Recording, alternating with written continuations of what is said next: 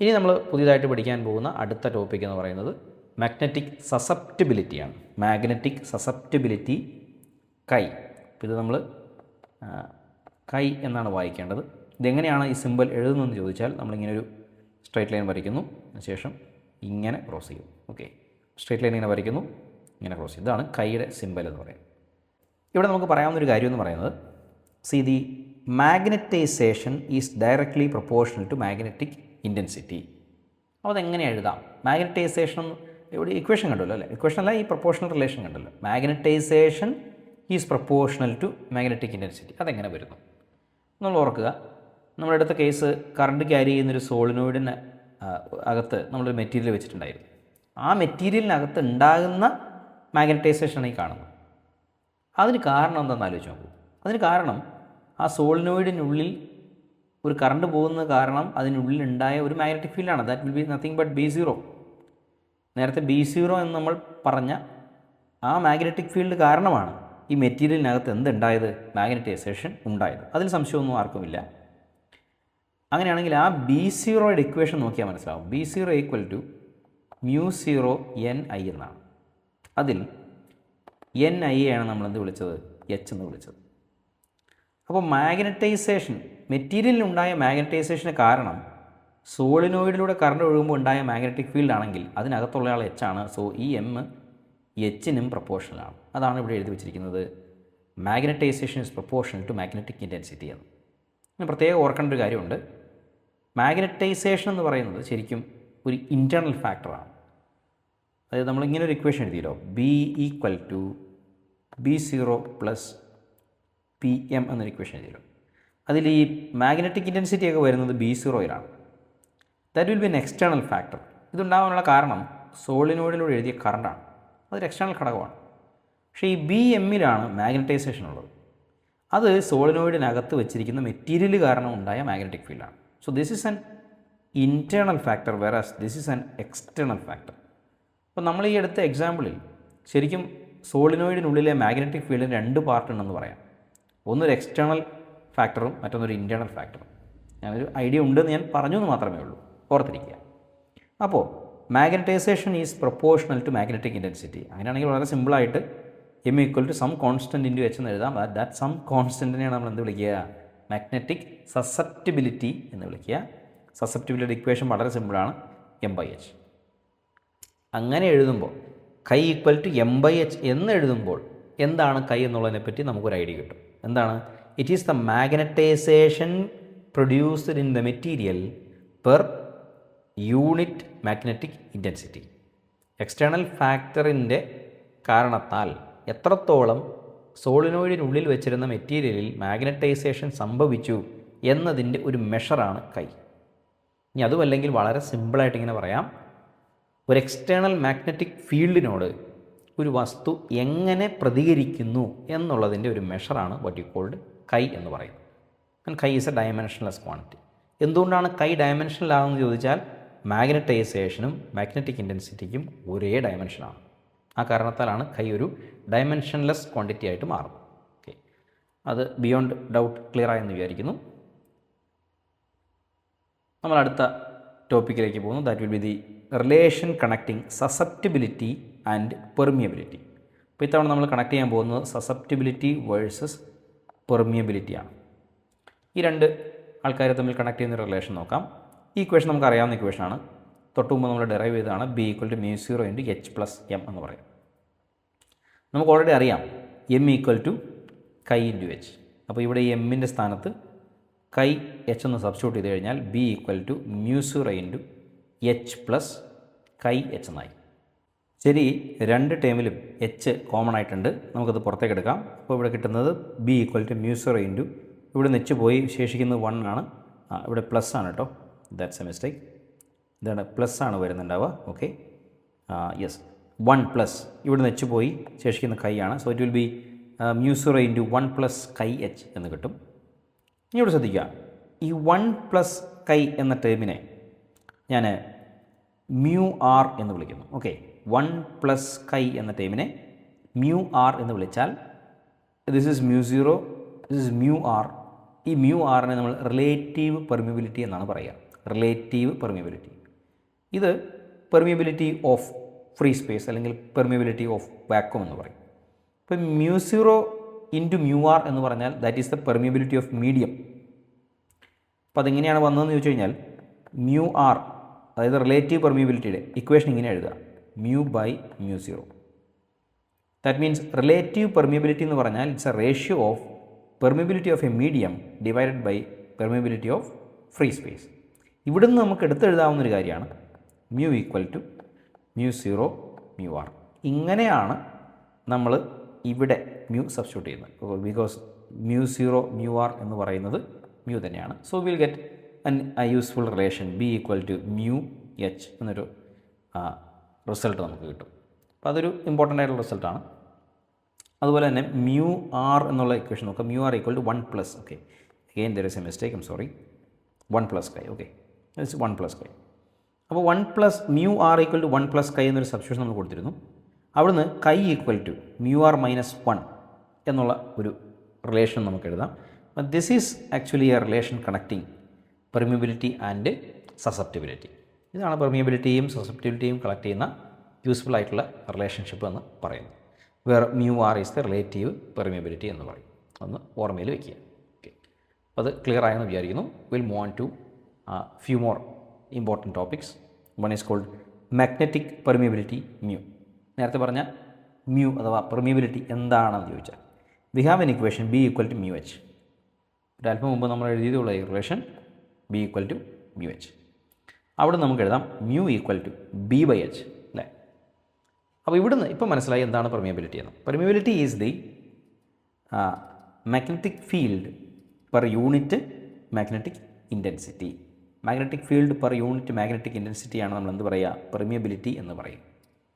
അപ്പം മറ്റൊരു വാചകത്തിൽ ഇങ്ങനെ പറയാം, ഒരു മെറ്റീരിയൽ മാഗ്നറ്റിക് ഫീൽഡിനെ എങ്ങനെ പെർമിറ്റ് ചെയ്യുന്നു എന്നൊക്കെ വളരെ സിമ്പിൾ വാചകങ്ങൾ, സിമ്പിൾ എന്നല്ല, വളരെ ലാഘവത്തോടെ നമുക്ക് പറയാവുന്നൊരു വാക്കാണത്.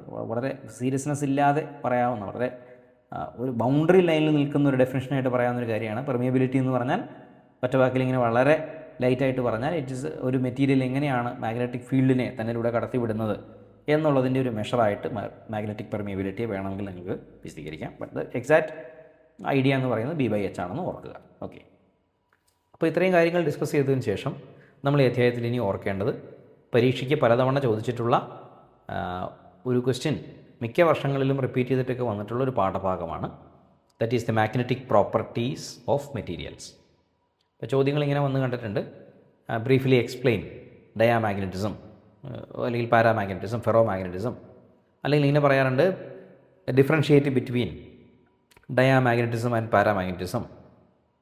ഇനി അതുമല്ലെങ്കിൽ നമ്മളിവിടെ ചില ഫിഗറുകളൊക്കെ കാണും. ആ ഫിഗറുകൾ തന്നതിന് ശേഷം identify the material, nature of the material, അങ്ങനെയൊക്കെ ചോദ്യങ്ങൾ വരാറുണ്ട്.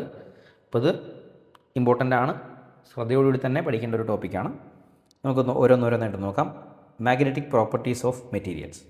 അതിലാദ്യം നമ്മൾ നോക്കുന്ന മാഗ്നറ്റിക് പ്രോപ്പർട്ടി ഡയാമാഗ്നറ്റിക് മെറ്റീരിയൽസിൻ്റെയാണ്, ഡയാമാഗ്നറ്റിസം. അവിടെ ഓർക്കേണ്ട point, weakly magnetized opposite to the direction of external magnetic field. ഒരു ഡയാമാഗ്നറ്റിക് മെറ്റീരിയലിനെ നമ്മളൊരു എക്സ്റ്റേണൽ മാഗ്നറ്റിക് ഫീൽഡിൽ വെച്ചാൽ that will be weakly magnetized in the opposite direction of magnetic field. External ഫീൽഡിൻ്റെ opposite ഡയറക്ഷനിൽ വളരെ വീക്കായിട്ട് എന്ത് ചെയ്യും, മാഗ്നറ്റൈസ് ചെയ്യപ്പെടും നോക്കുക. മറ്റൊരു point, it moves from stronger to weaker part of the external magnetic field. അതായത് നമ്മൾ ഈ എക്സ്റ്റേണൽ മാഗ്നറ്റിക് ഫീൽഡിൽ ഡയാമാഗ്നറ്റിക് മെറ്റീരിയലിനെ വെക്കുമ്പോൾ അതൊരു non uniform external magnetic field ആണെങ്കിൽ ഉറപ്പായിട്ടും അതിനൊരു സ്ട്രോങ്ങർ ഫീൽഡ് സ്ട്രെങ്ത് ഉള്ള പോയിൻ്റ് ഉണ്ടാവും, വീക്കർ ഫീൽഡ് സ്ട്രെങ്ത് ഉള്ള പോയിൻ്റ് ഉണ്ടാവും.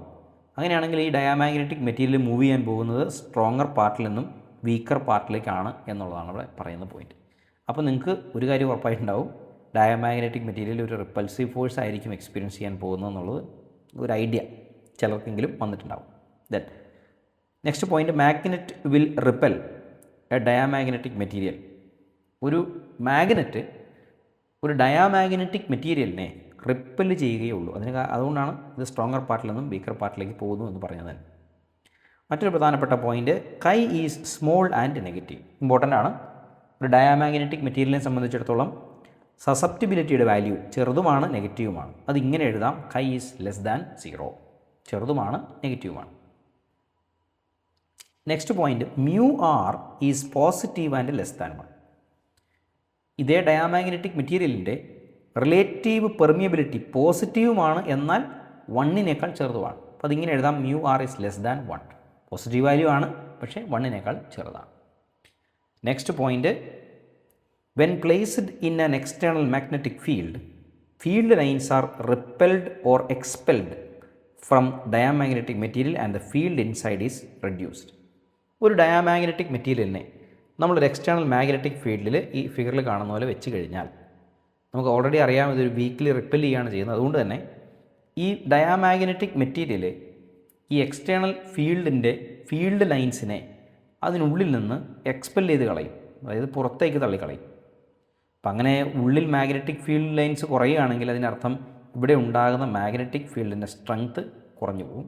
പക്ഷേ പുറത്തുള്ള എക്സ്റ്റേണൽ മാഗ്നറ്റിക് ഫീൽഡിൻ്റെ സ്ട്രെങ്ത് കൂടുതലായിരിക്കുകയും ചെയ്യും. അപ്പം ഇങ്ങനെയൊരു പ്രത്യേകത ഡയാമാഗ്നറ്റിക് മെറ്റീരിയൽസിനുണ്ട്. ഇത് പരീക്ഷയ്ക്ക് ചോദിച്ചിട്ടുള്ള കാര്യമാണ്. ഈ ഫിഗർ തരുന്നു, എന്ത് ടൈപ്പ് മാഗ്നറ്റിക് മെറ്റീരിയലിൻ്റേതാണ് ഇത് എന്ന് ചോദിക്കുന്നു. ഡയാമാഗ്നറ്റിക് മെറ്റീരിയലാണെന്ന് പറയുന്നു, മാർക്ക് കിട്ടുന്നു. That's all. ഓക്കെ, അടുത്ത പോയിന്റിലേക്ക് നോക്കാം.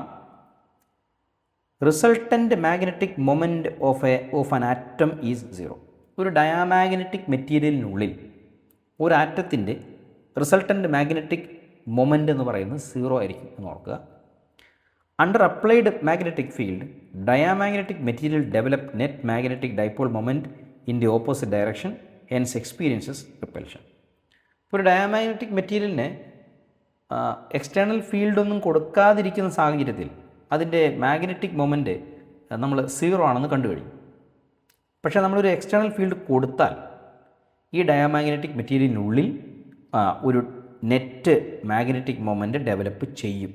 പക്ഷേ ആ ചെയ്യുന്ന ഡൈപോൾ മൊമെൻറ്റ് എക്സ്റ്റേണൽ ഫീൽഡിൻ്റെ ഓപ്പോസിറ്റ് ഡയറക്ഷനിലായിരിക്കും എന്ന് മാത്രം. അതുകൊണ്ടാണ് ഈ ഡയാമാഗ്നറ്റിക് മെറ്റീരിയൽ എന്ത് ഫീൽ ചെയ്യുന്നത്? റിപ്പൽഷൻ ഫീൽ ചെയ്യുന്നത്. Then superconductors show perfect diamagnetism. സൂപ്പർ കണ്ടക്ടറുകൾ എന്താണെന്ന് നമുക്ക് വിശദമായിട്ട് പറയാം. എങ്കിലും സൂപ്പർ കണ്ടക്ടേഴ്സ് പെർഫെക്റ്റ് ഡയാമാഗ്നറ്റിസം കാണിക്കുമെന്നാണ് പറയുന്നത്. ഒരു സൂപ്പർ കണ്ടക്ടറിൻ്റെ കേസിൽ സസെപ്റ്റിബിലിറ്റി -1 ആണ്, റിലേറ്റീവ് പെർമിയബിലിറ്റി 0 ഇതൊന്ന് മനസ്സിൽ വെച്ചേക്കുക. ഡയാമാഗ്നറ്റിക് മെറ്റീരിയൽസിന് 1-2 ഉദാഹരണങ്ങൾ നോക്കാം. Copper, gold, mercury, silicon, water, sodium chloride, ഇതെല്ലാം ജനറലി ഡയാമാഗ്നറ്റിക് മെറ്റീരിയലാണ്. അപ്പോൾ ഇത്രയും പോയിൻറ്റുകൾ ഓർമ്മയിൽ സൂക്ഷിക്കുക. പരീക്ഷയ്ക്ക് വന്നാൽ നമുക്കിത് പോയിൻ്റായിട്ട് തന്നെ എഴുതുകയാണെങ്കിൽ മാർക്ക് നോക്കുന്നവർക്ക് എളുപ്പമുണ്ടാവും, മാർക്കും കിട്ടും. എന്തായാലും എക്സാമ്പിൾസൊക്കെ അറിഞ്ഞിരിക്കണം, ഫിഗറൊക്കെ അറിഞ്ഞിരിക്കണം. ഇതിനിടയിൽ നമ്മൾ നോക്കാൻ പോകുന്ന ഒരു ടോപ്പിക്കാണ് മീസ്നർ എഫക്റ്റ് എന്താണ് എന്നുള്ളത്.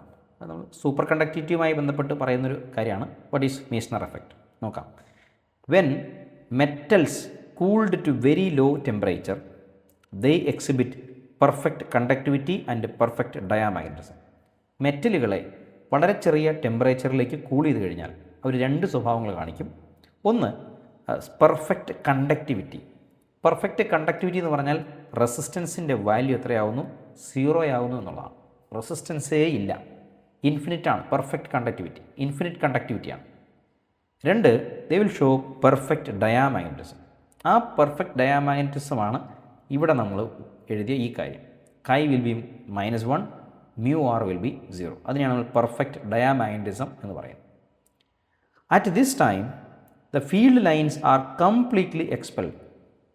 പെർഫെക്റ്റ് ഡയാമാഗ്നറ്റിസം എന്ന് പറഞ്ഞാൽ എക്സ്റ്റേണൽ ഫീൽഡിൽ ആ സൂപ്പർ കണ്ടക്ടറിനെ വെച്ചാൽ സൂപ്പർ കണ്ടക്റ്റിംഗ് മെറ്റീരിയലിനുള്ളിൽ ഒരു എക്സ്റ്റേണൽ ഫീൽഡ് ലൈൻ പോലും ഉണ്ടാവില്ല എന്നുള്ളതാണ്.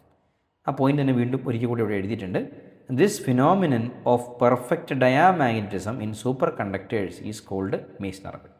സൂപ്പർ കണ്ടക്ടറുകളിൽ കാണുന്ന ഈ ഒരു പെർഫെക്റ്റ് ഡയാമാഗ്നറ്റിസം ഫിനോമിനനെയാണ് നമ്മൾ മീസ്നർ എഫക്റ്റ് എന്ന് പറയുന്നത്. അതിൻ്റെ വിശദീകരണങ്ങളൊക്കെ നിങ്ങൾ ഉയർന്ന ക്ലാസ്സിലേക്കാണ് പഠിക്കുന്നുണ്ടാവുക.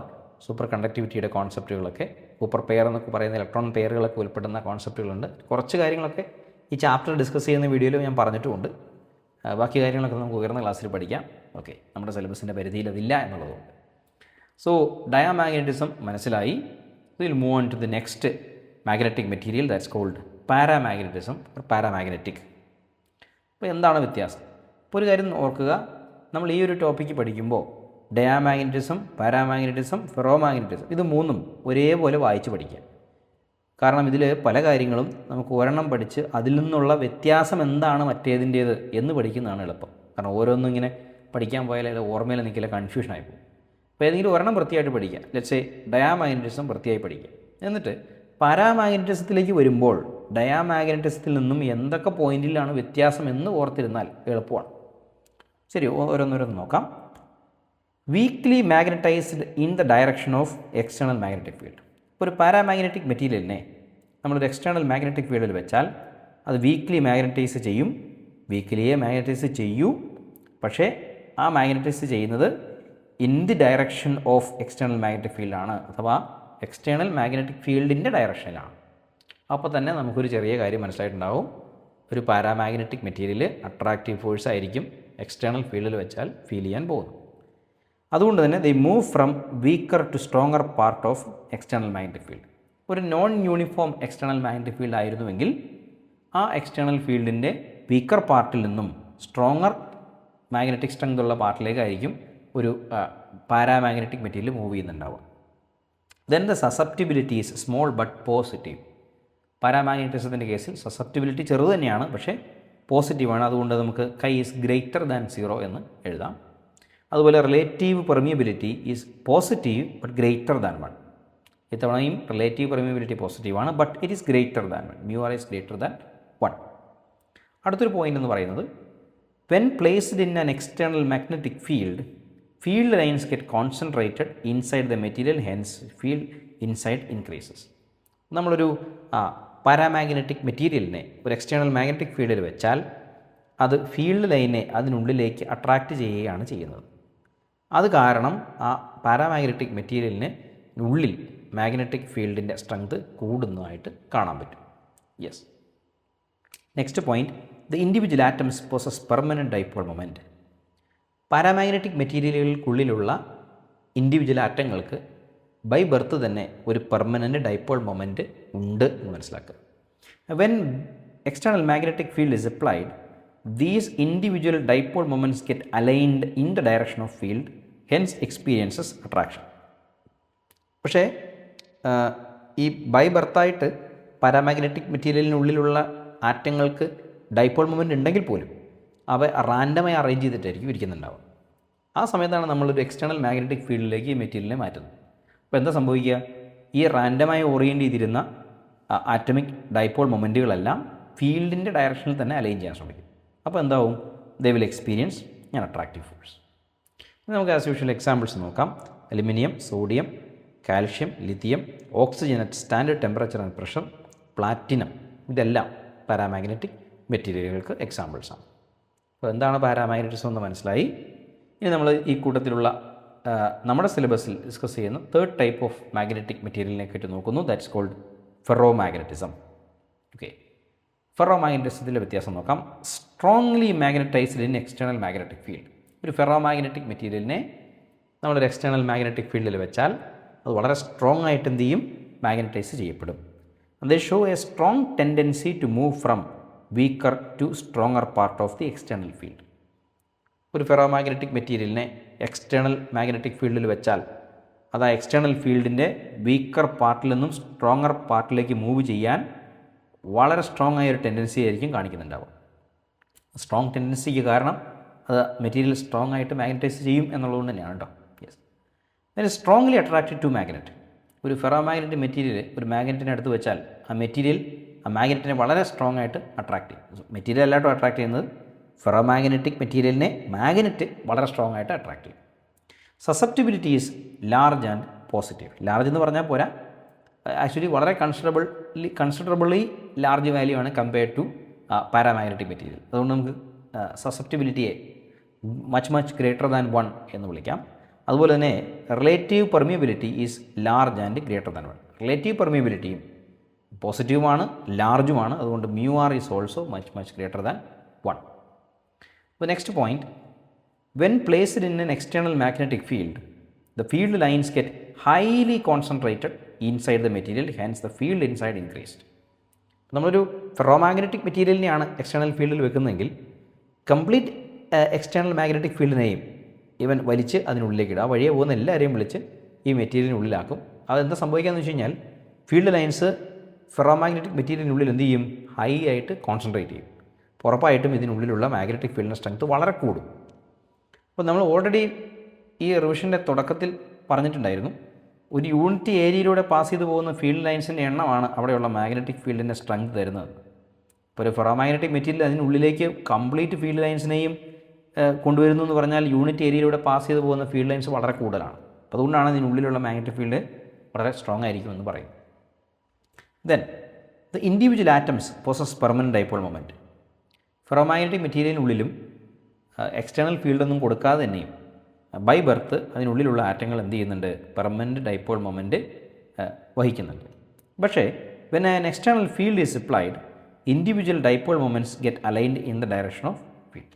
ആസ് യൂഷ്വൽ നമ്മൾ പാരാമാഗ്നറ്റിസത്തിൻ്റെ കാര്യത്തിൽ പറഞ്ഞ പോലെ തന്നെ ഈ എക്സ്റ്റേണൽ ഫീൽഡ് കൊടുക്കുമ്പോൾ ഈ ഇൻഡിവിജ്വൽ ആയിട്ടുള്ള പെർമനൻറ്റ് ഡൈപോൾ മൊമെൻ്റ് ഉള്ള ആൾക്കാരെല്ലാവരും എക്സ്റ്റേണൽ ഫീൽഡിൻ്റെ ഡയറക്ഷൻ എന്ത് ചെയ്യും? അലൈൻ ചെയ്യും. അപ്പോൾ അത് വളരെ സ്ട്രോങ് ആയിട്ട് വളരെ വളരെ ടൈറ്റായിട്ട് അലൈൻ ചെയ്യുന്നതുകൊണ്ടാണ് ഹൈ ഫീൽഡ് ഹൈ അട്രാക്ഷനൊക്കെ ഫീൽ ചെയ്യുന്നത്. മറ്റൊരു പ്രധാനപ്പെട്ട പോയിൻ്റ് ഇതിനകത്ത് പറയാനുള്ളത്, at high temperature a ferromagnet become a paramagnet. അതൊരു ഇമ്പോർട്ടൻ്റ് ആയ കാര്യമാണ്. ഹൈ ടെമ്പറേച്ചർ, ഈ ഫെറോമാഗ്നറ്റിസം എന്ന് പറയുന്ന പ്രോപ്പർട്ടി ടെമ്പറേച്ചർ ഡിപ്പെൻഡൻ്റ് ആണ്. നമ്മൾ ഹൈ ടെമ്പറേച്ചറിലേക്ക് ഒരു ഫെറോമാഗ്നറ്റിക് മെറ്റീരിയലിനെ കൊണ്ടുപോവുകയാണെങ്കിൽ ആ ഒബ്ജക്റ്റ് അല്ലെങ്കിൽ ആ വസ്തു ഫെറോമാഗ്നറ്റിസം എന്നുള്ള പ്രോപ്പർട്ടി മാറ്റിയിട്ട് പാരാമാഗ്നറ്റിസം കാട്ടാൻ തുടങ്ങും. അങ്ങനെയുള്ള വസ്തുക്കൾക്ക് ചില ഉദാഹരണം നോക്കാം. ഏത്? ഫെറോമാഗ്നറ്റുകൾക്ക് ഉദാഹരണം iron, cobalt, nickel, ferrous oxide എന്നൊക്കെ പറയുന്ന മെറ്റീരിയലുകളെല്ലാം ഫെറോമാഗ്നറ്റുകളാണ്. ഇനി ഈ ഫെറോമാഗ്നറ്റുകളെ തന്നെ രണ്ടായിട്ട് തിരിക്കുന്നുണ്ടെന്ന് നമ്മൾ പഠിച്ചിട്ടുണ്ട്. അതും പരീക്ഷയ്ക്ക് ഇമ്പോർട്ടൻ്റ് ആണ്. One is called hard ferromagnets, the other one is soft ferromagnet. അതുകൂടെ എന്താണെന്ന് നോക്കിയിട്ട് നമുക്ക് റിവിഷൻ അവസാനിപ്പിക്കാം. Ferromagnetic materials in which magnetization persist even when the external field is removed are called hard ferromagnets. അതായത് നമ്മളൊരു ഫെറോമാഗ്നറ്റിക് മെറ്റീരിയലിനെ external ഫീൽഡിൽ വെക്കുമ്പോൾ അതിനുള്ളിൽ എന്തുണ്ടാകുന്നുണ്ട്? മാഗ്നറ്റൈസേഷൻ സംഭവിക്കുന്നുണ്ട്. ആ മാഗ്നറ്റൈസേഷൻ ക്യാപിറ്റൽ M വളരെ കൂടുതലാണ്. അതുകൊണ്ടാണല്ലോ ഫെറോമാഗ്നറ്റ് വളരെ സ്ട്രോങ് ആയി മാഗ്നറ്റിലേക്ക് അട്രാക്റ്റ് ചെയ്യപ്പെടുന്നത്. അപ്പോൾ നമ്മൾ ഈ എക്സ്റ്റേണൽ ഫീൽഡിനെ വിഡ്രോ ചെയ്തെന്ന് വിചാരിക്കുക. എക്സ്റ്റേണൽ ഫീൽഡ് ഓഫ് ചെയ്ത് തുടങ്ങി. ആ സമയത്ത് എക്സ്റ്റേണൽ ഫീൽഡ് ഒഴിവാക്കിയാലും വീണ്ടും ആ മെറ്റീരിയലിനുള്ളിൽ മാഗ്നറ്റൈസേഷൻ നിലനിൽക്കുന്നുണ്ടെങ്കിൽ, പേഴ്സിസ്റ്റ് ചെയ്യുന്നുണ്ടെങ്കിൽ അത്തരം മെറ്റീരിയലുകളാണ് നമ്മൾ എന്ത് പറയുക? ഹാർഡ് ഫെറോമാഗ്നറ്റ്സ് എന്ന് പറയുക. ശരിക്കും അങ്ങനെയുള്ള ഒരു വസ്തു ഉണ്ടെങ്കിൽ നമുക്കതിനെ മറ്റൊരു മാഗ്നറ്റാക്കി സിമ്പിളായി മാറ്റിക്കൂടെ? ഒരു ഹാർഡ് ഫെറോമാഗ്നറ്റ് എടുക്കുന്നു, ഒരു സ്ട്രോങ് മാഗ്നറ്റിക് ഫീൽഡ് വെക്കുന്നു, എന്നിട്ട് തിരിച്ചെടുക്കുന്നു. എക്സ്റ്റേണൽ ഫീൽഡ് കട്ട് ചെയ്ത് കളഞ്ഞെങ്കിൽ പോലും നമ്മൾ കൊണ്ടുപോയ ഫെറോമാഗ്നറ്റ് സ്റ്റിൽ മാഗ്നറ്റായിട്ട് തന്നെ അതിനുള്ളിലെ മാഗ്നറ്റൈസേഷൻ അങ്ങനെ തന്നെ നിലനിൽക്കുന്നു. അപ്പോൾ അതിനെ നമുക്കൊരു പുതിയ മാഗ്നറ്റായിട്ട് യൂസ് ചെയ്യാം. അതുതന്നെയാണ് ഇവിടുത്തെ ഐഡിയയും. These materials are used to make permanent magnets. അത് പരീക്ഷയ്ക്ക് ഇമ്പോർട്ടൻ്റ് ആണ്. പെർമനൻറ്റ് മാഗ്നറ്റുകൾ ഉണ്ടാക്കാൻ നമ്മൾ ഉപയോഗിക്കുന്നത് ഹാർഡ് ഫെറോമാഗ്നറ്റ്സ് ആണെന്ന് മനസ്സിലാക്കുക. എക്സാമ്പിൾ അൾനിക്കോ, അലുമിനിയം, നിക്കൽ, കൊബാൾട്ട് എന്നീ എലമെൻറ്റുകളുടെ ഒരു അലോയാണത്. ദെൻ അയഡോസ്റ്റോൺ. അയഡോസ്റ്റോൺ എന്ന് പറയുന്നത് നമ്മളുടെ അയണിൻ്റെ ഒരു ഓറാണ്. അത് ബൈ ബർത്ത് തന്നെ ഭൂമിയിൽ നിന്ന് കുഴിച്ചെടുക്കുമ്പോൾ തന്നെ ആ സാധനം മാഗ്നറ്റാണ്. ഓക്കെ, അതൊന്ന് ഗൂഗിൾ ചെയ്താൽ നിങ്ങൾക്ക് അതിൻ്റെ ഇമേജുകളൊക്കെ കാണാൻ കഴിയും. ഒരു കല്ലാണ്, ഓറാണ്. അത് ബൈ ബർത്ത് തന്നെ ഹാർഡ് ഫെറോമാഗ്നറ്റാണ്. The other side and the other type of ferromagnets called soft ferromagnets. നേരെ തിരിച്ചായിരിക്കും. Ferromagnetic materials in which magnetization disappears on the removal of external field are called soft ferromagnets. നമ്മൾ external field എപ്പോഴാണോ withdraw ചെയ്യുന്നത്, off ചെയ്യുന്നത്, അപ്പം തന്നെ magnetization, വസ്തുവിലെ magnetization, ഫെറോമാഗ്നറ്റിലെ മാഗ്നറ്റൈസേഷനും ഡിസപ്പിയർ ചെയ്താൽ അത്തരം ഫെറോമാഗ്നറ്റുകളെയാണ് നമ്മൾ സോഫ്റ്റ് ഫെറോമാഗ്നറ്റ്സ് എന്ന് പറയുന്നത്. അപ്പോൾ നമുക്ക് പെർമനൻറ്റ് മാഗ്നറ്റ് ഉണ്ടാക്കാൻ പറ്റില്ലെന്ന് നമ്മൾ ചിലപ്പോൾ വിചാരിക്കും. പിന്നെ എന്തിനാണ് ഇത് ചെയ്തതെന്ന് ചോദിച്ചാൽ ഭയങ്കര ആപ്ലിക്കേഷനുള്ള ആൾക്കാരാണ് ഇവർ. കാരണം നമുക്ക് റിപ്പീറ്റഡ് ആയിട്ട് മാഗ്നറ്റൈസേഷനും ഡീമാഗ്നറ്റൈസേഷനും വേണ്ടി വരുന്ന എല്ലാ സാഹചര്യങ്ങളിലും സോഫ്റ്റ് ഫെറോമാഗ്നറ്റ്സ് യൂസ് ചെയ്യാൻ പറ്റും. ഇപ്പോൾ ഫോർ എക്സാമ്പിൾ നമ്മൾ ട്രാൻസ്ഫോമറിൻ്റെ കേസ് എടുക്കുക. ട്രാൻസ്ഫോമറിലേക്ക് നമ്മൾ AC ആണ് കൊടുക്കുന്നത്. ഇപ്പോൾ ACയുടെ കാര്യം നിങ്ങൾക്കറിയാം. AC positive half cycle, negative half cycle, അതിനിടയിൽ ഇത് 0 ആവുന്നുണ്ട്. മാത്രമല്ല അതിൻ്റെ പൊളാരിറ്റി ചേഞ്ച് ചെയ്യുന്നുണ്ട്. പോസിറ്റീവ്, നെഗറ്റീവ്, അടുത്ത കേസിൽ വീണ്ടും പോസിറ്റീവ്, നെഗറ്റീവ്. അപ്പോൾ ട്രാൻസ്ഫോമറിൽ നമ്മൾ AC കൊടുക്കുമ്പോൾ ട്രാൻസ്ഫോമറിൻ്റെ ഇൻപുട്ട് സിഗ്നലുകളിലും ഔട്ട്പുട്ട് സിഗ്നലുകളിലും പൊളാരിറ്റികൾ കണ്ടിന്യൂസ് ആയിട്ട് ചേഞ്ച് ചെയ്യുകയാണ്. ആദ്യം പോസിറ്റീവ് ആയ ആൾ പിന്നെ നെഗറ്റീവ് ആകുന്നു, പിന്നെ അയാൾ വീണ്ടും പോസിറ്റീവ് ആകുന്നു. അപ്പോൾ ഇത് അവിടെ ഉണ്ടാകുന്ന മാഗ്നറ്റിക് ഫീൽഡിൻ്റെയും ഡയറക്ഷൻ തിരിക്കുന്നുണ്ട്. ആദ്യം നോർത്ത് സൈഡ് ആയത് പിന്നെ സൗത്ത് ആകുന്നു. അപ്പോൾ ആദ്യം നോർത്ത് ആയത് സൗത്ത് ആകണമെങ്കിൽ അതിനിടയിൽ എപ്പോഴെങ്കിലും സീറോ മാഗ്നറ്റിക് ഫീൽഡ് വരണമല്ലോ. നോർത്ത് കുറഞ്ഞ് സീറോ ആയിട്ട് പിന്നെയാണല്ലോ സൗത്ത് ആകുന്നത്. അങ്ങനെ മാഗ്നറ്റൈസേഷനും ഡീമാഗ്നറ്റൈസേഷനും പെട്ടെന്ന് സംഭവിക്കുന്ന എല്ലാ കേസിലും നിങ്ങൾക്ക് യൂസ് ചെയ്യാൻ പോകുന്നത് സോഫ്റ്റ് ഫെറോ മാഗ്നറ്റ്സ് ആണ് എന്ന് മനസ്സിലാക്കുക. അതിലൊരു നല്ല ഉദാഹരണം സോഫ്റ്റ് അയണാണ്. സോഫ്റ്റ് ഫെറോ മാഗ്നറ്റിനുള്ള നല്ല ഉദാഹരണം സോഫ്റ്റ് അയണാണ്. സോഫ്റ്റ് അയൺ എന്ന് പറഞ്ഞു കഴിഞ്ഞാൽ വളരെ സോഫ്റ്റ് ആയിട്ടിരിക്കുന്ന അയൺ എന്ന മീനിങ്ങിൽ എടുക്കരുത്. അയൺ തന്നെയാണ്, പക്ഷേ നമ്മൾ വളരെ കൺട്രോൾഡ് അളവിൽ കാർബൺ ആറ്റങ്ങളെ അതിൽ ഡോപ്പ് ചെയ്തിട്ടുണ്ട് എന്ന് മാത്രം വിചാരിക്കുക. കാർബൺ ആറ്റങ്ങളെ അതിനുള്ളിൽ വിന്യസിച്ചിട്ടുണ്ട്. ആ ഒന്നോ രണ്ടോ അല്ല, വളരെ ഫീബിൾ പെർസെൻറ്റേജ് കാർബൺ ആറ്റങ്ങളെ അതിൽ ആഡ് ചെയ്യുന്നതിൻ്റെ മുഖാന്തരം ഒരു അയൺ എന്ന് പറയുന്ന സാധനത്തെ നമുക്ക് എന്താക്കി മാറ്റാൻ പറ്റും? സോഫ്റ്റ് ഫെറോ മാഗ്നറ്റാക്കി മാറ്റാൻ പറ്റും. അതിൻ്റെ പ്രോപ്പർട്ടികളെ തന്നെ ഓൾട്ടർ ചെയ്യാൻ കഴിയും. അതിനെയാണ് നമ്മൾ സോഫ്റ്റ് അയൺ എന്ന് പറയുന്നത്. ട്രാൻസ്ഫോമർ പഠിച്ചപ്പോഴൊക്കെ നമ്മൾ സോഫ്റ്റ് അയൺ കോർ യൂസ് ചെയ്യുന്നു, അതുപോലെ സോളിനോയിഡിനുള്ളിൽ സോഫ്റ്റ് അയൺ കോർ വയ്ക്കുന്നു എന്നൊക്കെ നമ്മൾ പഠിച്ചിട്ടുണ്ടാവും. ജനറേറ്റർ പഠിച്ച സമയത്ത് സോഫ്റ്റ് അയൺ കോർ ഉപയോഗിക്കുന്നു എന്നൊക്കെ നമ്മൾ പഠിച്ചിട്ടുണ്ടാവും. അതിൻ്റെ കാരണം ഇതാണ്, റിപ്പീറ്റഡ് ആയിട്ട് മാഗ്നറ്റൈസേഷനും ഡീമാഗ്നറ്റൈസേഷനും ആവശ്യമായി വരുന്ന സാഹചര്യത്തിൽ ഹിസ്റ്റീരിസിസ് ഇല്ലാതെ. എന്താ ഹിസ്റ്റീരിസിസ്? അതോടെ ഒന്ന് ഓർമ്മിപ്പിക്കുകയാണ്. ഒരു തവണ എക്സ്റ്റേണൽ ഫീൽഡ് ഓഫ് ചെയ്ത് കഴിയുമ്പോൾ എത്ര നേരത്തേക്ക് ഈ മാഗ്നറ്റൈസേഷൻ അവിടെ വിത്ത്സ്റ്റാൻഡ് ചെയ്യുന്നു എന്നുള്ളതാണ് ഹിസ്റ്റീരിസിസ്. അപ്പോൾ ആദ്യം നോർത്ത് പോളാക്കി, പിന്നെ നമുക്ക് അവനെ എന്താക്കണം? സൗത്ത് പോൾ ആക്കണം. സൗത്ത് പോൾ ആക്കാനായിട്ട് നമ്മൾ കറണ്ടിൻ്റെ പൊളാരിറ്റിയൊക്കെ മാറ്റി. ആദ്യം പ്ലസ് ആയിരുന്നയാളെ ഇപ്പോൾ മൈനസ് ആക്കി. പക്ഷേ ഇവനിൽ ബാക്കി എത്രത്തോളം നോർത്ത് പോൾ നിലനിൽക്കുന്നു എന്നൊരു ചോദ്യമുണ്ട്. അതായത് കറണ്ട് സീറോ ആയാൽ ആ മൊമെൻറ്റിൽ തന്നെ ഈ അതിനുള്ളിൽ വെച്ചിരിക്കുന്ന സോഫ്റ്റ് അയൺ കോറിൻ്റെ സോളിനോയിഡിനുള്ളിൽ വെച്ചിരിക്കുന്ന സോഫ്റ്റ് അയൺ കോറിൻ്റെ മാഗ്നറ്റിക് ഫീൽഡും സീറോ ആവണം. അപ്പോൾ മാത്രമാണ് കറണ്ട് പോസിറ്റീവ് നെഗറ്റീവ് മാറുന്ന ആ മൊമെൻറ്റിൽ തന്നെ മാഗ്നറ്റും നോർത്തും സൗത്തും ചേഞ്ച് ചെയ്യുള്ളൂ. പക്ഷെ നമ്മൾ കറണ്ട് മാറിക്കഴിഞ്ഞാലും മാഗ്നറ്റ് നോർത്ത് പോളിൽ നിന്ന് സൗത്ത് പോളായിട്ട് മാറിയില്ല, കുറച്ച് നേരം കൂടെ അതുകൂടെ ഹോൾഡ് ചെയ്യുന്നുണ്ടെങ്കിൽ ദാറ്റ്സ് കോൾഡ് ഹിസ്റ്റീരിസിസ്. അത് ലോസാണ്. നമ്മൾ റിപ്പീറ്റഡ് മാഗ്നറ്റൈസേഷൻ ചെയ്യാൻ ഉദ്ദേശിക്കുന്ന എല്ലാ സാഹചര്യങ്ങളിലും അത് ലോസാണ്. അത് ഒഴിവാക്കാനും സോഫ്റ്റ് ഫെറോ മാഗ്നറ്റ്സ് യൂസ് ചെയ്യാം എന്നുള്ളത് വിശദീകരണങ്ങളൊക്കെ ഞാൻ ചാപ്റ്റർ ഡിസ്കസ് ചെയ്തപ്പോൾ പറഞ്ഞിട്ടുണ്ടായിരുന്നു. ആ സംശയങ്ങളോ കൂടുതൽ അറിയണമെന്നുണ്ടെങ്കിൽ ആ വീഡിയോ കണ്ടാൽ മതിയാവും. അപ്പോൾ ഈ ഒരു ടോപ്പിക്കോട് കൂടി നമ്മൾ ഈ ചാപ്റ്ററിൻ്റെ മാഗ്നറ്റിസം ആൻഡ് മാറ്റർ എന്നുള്ള ഈ ചാപ്റ്ററിൻ്റെ റിവിഷൻ അവസാനിപ്പിക്കുകയാണ്. പരീക്ഷാടിസ്ഥാനത്തിലുള്ള എല്ലാ പ്രധാനപ്പെട്ട ടോപ്പിക്കുകളും വളരെ വേഗത്തിൽ ബ്രീഫ് ചെയ്തെന്ന് തന്നെയാണ് ഞാൻ വിചാരിക്കുന്നത്. ഏതെങ്കിലും ടോപ്പിക്കിൽ സംശയമോ മറ്റേതെങ്കിലും ടോപ്പിക്ക് ഞാൻ ഇനിയും റിവിഷന് വേണ്ടി നൽകേണ്ടതോ ഉണ്ടെങ്കിൽ കമൻറ്റ് ബോക്സിൽ ഇട്ടാൽ മതി, ചെയ്യാം. വീഡിയോ ഉപകാരപ്രദമായെങ്കിൽ കൂട്ടുകാർക്ക് കൂടെ ഷെയർ ചെയ്യാൻ മറക്കരുത്. പഠിച്ചതിന് നന്ദി. നന്നായി പഠിക്കുക. അടുത്ത റിവിഷൻ വീഡിയോയുമായി വീണ്ടും കാണാം. Thank you.